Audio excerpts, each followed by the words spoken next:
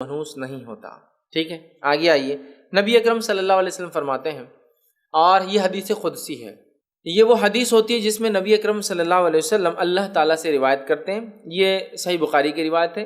آپ صلی اللہ علیہ وسلم فرمایا اور کہا، ابن آدم زمانے کو گالی دے کر مجھے اذیت دیتا ہے۔ اللہ فرماتا ہے، جو اللہ کے رسول صلی اللہ علیہ وسلم فرما رہے ہیں، ابن آدم زمانے کو گالی دے کر مجھے اذیت دیتا ہے۔ اللہ تعالیٰ فرما رہا ہے کہ آدم کی اولاد زمانے کو جب برا بھلا کہتے ہیں تو در حقیقت جو ہے وہ مجھے اذیت دیتے ہیں۔ جب زمانے کو گالی دیتے ہیں در حقیقت وہ مجھے اذیت دیتے ہیں، مجھے تکلیف دیتے ہیں۔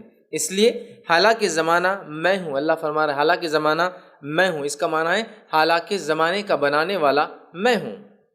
جیسا کہ اگر ایک کمپنی نے ایک موبائل بنایا، اگر کوئی اس موبائل کو برا کہے تو حقیقت میں وہ کمپنی کو برا کہتا ہے۔ تو اللہ کیا فرما رہا ہے، ابن آدم زمانے کو گالی دے کر مجھے اذیت دیتا ہے، حالانکہ زمانہ تو میں ہوں، میرے ہاتھ میں ہر کام ہے، میں رات اور دن کو الٹ پلٹ کرتا ہوں۔ اللہ فرما رہا ہے حالانکہ زمانہ تو میں ہوں، میرے ہاتھ میں ہر کام ہے اور میں ہی زمانے کو الٹ اور پلٹ کرتا ہوں۔ لہٰذا اس حدیث نے یہ واضح کیا کہ اگر کوئی شخص کسی مہینے کسی گھڑی کو برا کہتا ہے، در حقیقت اللہ تعالیٰ کو وہ اذیت پہنچاتا ہے۔ تو اگر لوگ کہہ رہے محرم کا مہینہ غم کا مہینہ ہے، یہ گھڑی پوری غم کی ہے، تو ہاں کچھ لوگوں کے لیے ہو سکتا ہے جن کے رشتہ دار اقارب شوہر مارے جائے یا انتقال کر جائے اس مہینے میں، تو عام لوگوں کے لیے 3 دن اور بیوی کے لیے 4 مہینے 10 دن اس کے لیے غم کے ہو سکتے ہیں، لیکن سب کے لیے نہیں، پوری امت کے لیے محرم غم کا مہینہ نہیں ہو سکتا۔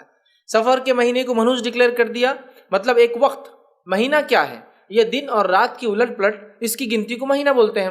30 دن جب الٹ پلٹ ہو جاتے ہیں، رات اور دن آ جاتے ہیں تو ایک مہینہ کہلاتا ہے۔ 7 دن جب ہوتے ایک ہفتہ کہلاتا ہے۔ 355 دن ہوتے ایک سال کہلاتا ہے۔ دن، ہفتے، مہینے، سال، یہ حقیقت میں رات اور دن کا الٹ پلٹ ہے نا، وقت کے آنے اور جانے کا معنی ہے۔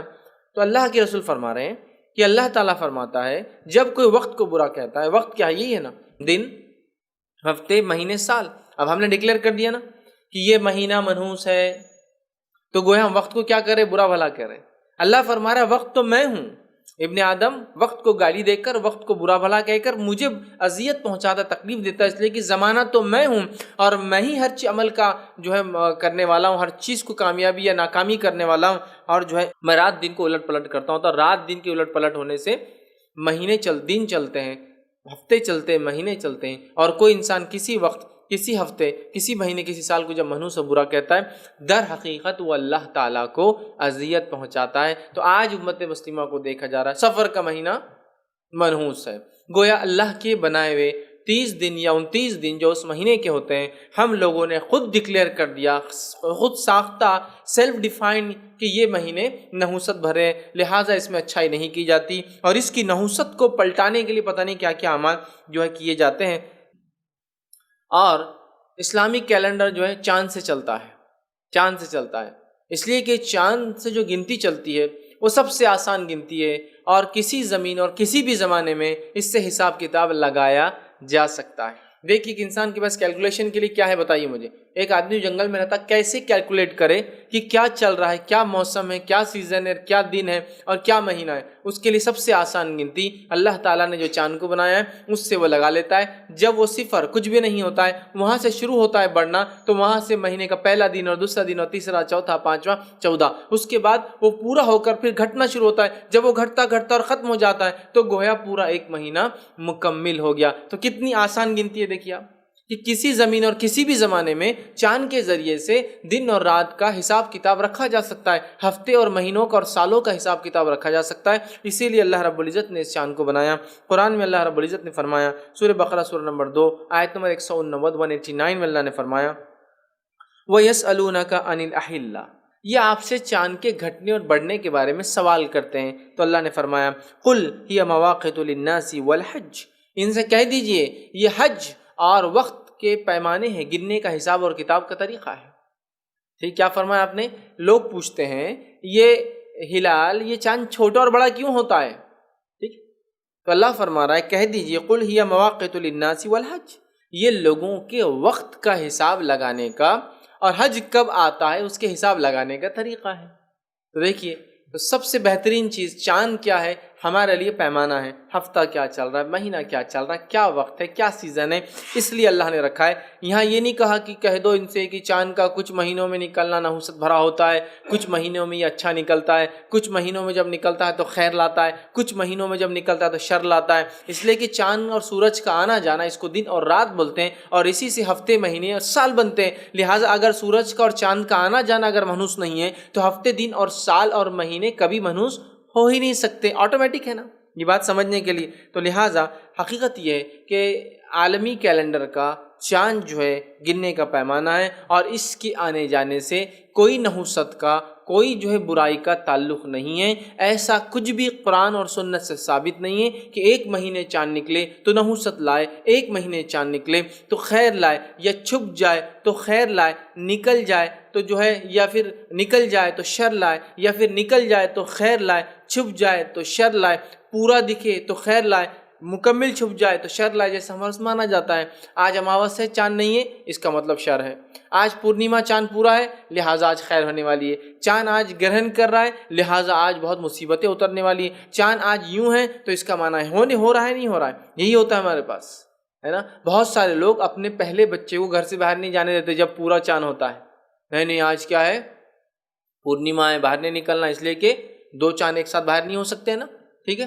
مطلب ایک میرا چاند جو بیٹا ہے میرا، اور دوسرا چاند، لہٰذا نہیں بیٹے تم پہلن ہے، تم باہر نہیں نکل سکتے، آج پورا چاند ہے۔ یہی عقیدہ وہ جب چاند پورا چھپ جاتا ہے نا، نہیں آج نہیں نکلنا، آج اماوس ہے، آج رات بلائیں اترتی، تو گویا چاند کے چھپنے سے برائیاں، چاند کے دکھنے سے خیر، ایسا کچھ بھی نہیں۔ یاد یہ بات یاد رکھ لیجئے، چاند کو اللہ نے کیوں بنایا؟ وہ اس لیے کہ ہم دنوں اور سالوں کی گنتی کرے، اور اللہ رب العزت نے سورج اور چاند کو جو نکالا، ڈباتا ہے، نکالتا ہے، اس کا مقصد یہ کہ مختلف عبادتوں کو انسان پہچان کے کر سکے۔ جیسے نماز کا جو ہے حساب اور کتاب سورج سے لگایا جاتا ہے، اور اسی طرح زکوٰۃ کا اور حج کا حساب اور کتاب چاند سے لگایا جاتا ہے کہ 355 دن جب ہو جائے تو اس کے بعد زکوٰۃ دی جائے، حج کیا جائے، چونکہ چاند نکلا، ذی الحجہ کا مہینہ شروع ہو گیا، اور صبح سے لے کر شام تک نمازیں پڑھتے ہیں۔ سورج نکلنے سے پہلے فجر کی نماز، سورج 20 سے ہٹنے کے بعد ظہر کی نماز، سورج جو ہے 20 سے ہٹنے کے بعد اتنا ڈوبنے کی طرف جائے کہ سایہ ایک حقیقت سے بڑھ جائے، عصر کی نماز، سورج ڈوب جائے تو مغرب کی نماز، ڈوبنے کے اتنے وقت بعد عشاء کی نماز۔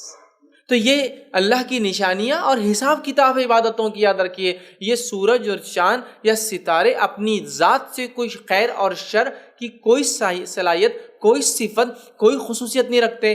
خیر اور شر صرف اور صرف اللہ رب العزت کی طرف سے انسان کو ملتا ہے، اور یہ خیر اور شر اس کے اعمال کا نتیجہ ہوتا ہے۔ تو کسی کے اعمال کی بنیاد پر دن منحوس ہو سکتا ہے، گھڑی منحوس ہو سکتی ہے، اس انسان، اس فرد، اس قوم کے لیے، لیکن من جملہ پورے انسانیت کے لیے کوئی گھڑی، کوئی وقت نحوست والا نہیں ہوتا ہے۔ لہٰذا چاند کا نکلنا، سورج کا نکلنا، ستاروں کا اور سیاروں کا آنا اور جانا، اس سے کوئی تقدیر کا، فصلوں کا، اولاد کا، اچھائی کا یا برائی کا، خیر کا اور شر کا کوئی پہلو نہیں ہوتا۔ یاد رکھیے، اس بات کو ہم ذہن نشین کر لیں، ورنہ آج مسلمان ان سورج اور ستاروں کے آنے جانے سے اتنی بدعقیدیاں رکھتے ہیں کہ اپنے بیاہ شادیاں، اپنی خوشیوں کو اس اعتبار سے منایا جاتا ہے کہ سورج اور چاند گردشیں کیسی چل رہی ہے۔ سورج گردش میں ابھی بہت مشکل وقت ہے، لہٰذا آج اچھا کام نہ کیا جائے، آج منگل کا دن ہے لہٰذا آج کوئی خیر کا کام نہ کیا جائے، آج ہفتہ سنیچر ہے، سنیچر کا دن منحوس ہوتا ہے،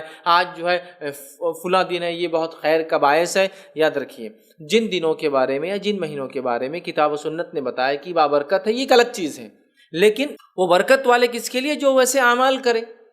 اگر رمضان کا مہینہ برکت والا ہے تو اعمال کرنے والوں کے لیے نا، شراب خوروں کے لیے اور سونے والوں کے لیے تھوڑی ہے کہ اعمال نہ کریں، سمجھ رہے آپ؟ تو وہ بھی اگر ہے تو مخصوص ہے۔